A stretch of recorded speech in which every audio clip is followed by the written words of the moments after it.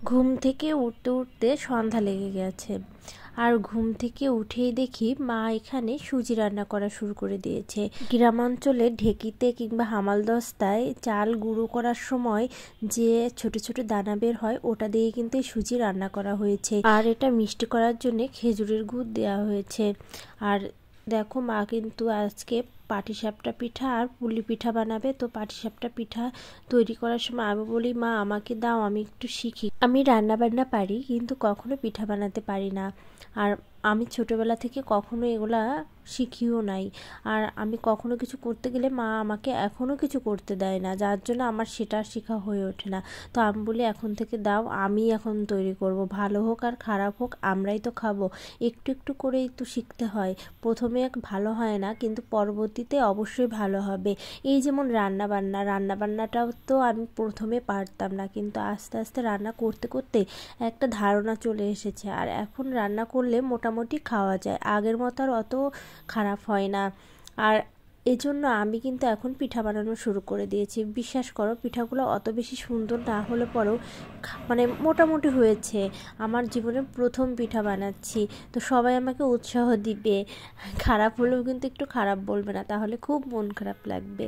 যাই হোক, আর আমি এখানে পাটিসাপটাগুলো কিন্তু বানিয়ে নিয়েছি। আর এদিকে দেখি মা পুলিহা বানানো শুরু করে দিয়েছে। আর এই পিঠাগুলো বানাতে আমার খুবই ভালো লাগে। পিঠাগুলো কত সুন্দর হয় দেখতে, আমার তো খুব ভালো লাগে দেখতে। তো এখন দেখো মা বাটি দিয়ে কেটে নিচ্ছে। আমলি মা এভাবে বেলেই নাও, তাহলে কিন্তু অনেক তাড়াতাড়ি হয়ে যাবে। পিঠাটা কিন্তু পুটুলির বাবার অনেক বেশি পছন্দ। আর তাই আমার শাশুড়ি মা এর আগে যেদিন আমার বাসায় আসছিল ওই দিন কিন্তু চালের গুঁড়ির থেকে এই হালাটা বের করে নিয়ে এসেছিল। আর এখন আমার মা এসে পিঠা তৈরি করতেছে।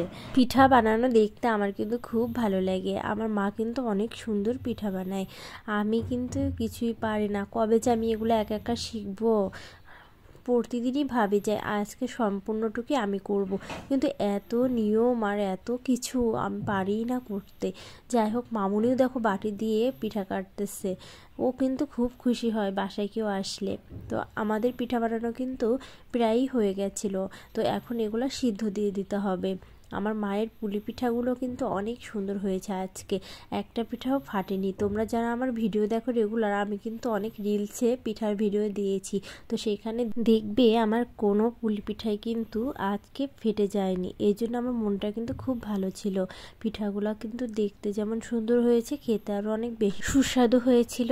আমার পিঠা বানানোগুলো কিন্তু হয়ে গেছে। আর এখন আমি এগুলো নিয়ে সিদ্ধ দিয়ে দিচ্ছি রাইস কুকারে। আর যেহেতু বাসায় গ্যাসের চুলা, তো রাইস কুকারে দেওয়াটাই আমার কাছে বেশি ভালো মনে হলো। তো আমার আজকের ভিডিওটি তোমাদের কেমন লাগলো অবশ্যই একটি কমেন্ট করে জানিয়ে যাবে, কারণ তোমাদের একটি কমেন্টে আমার অনেক বেশি উৎসাহ পাই আমি ভিডিও করার জন্যে।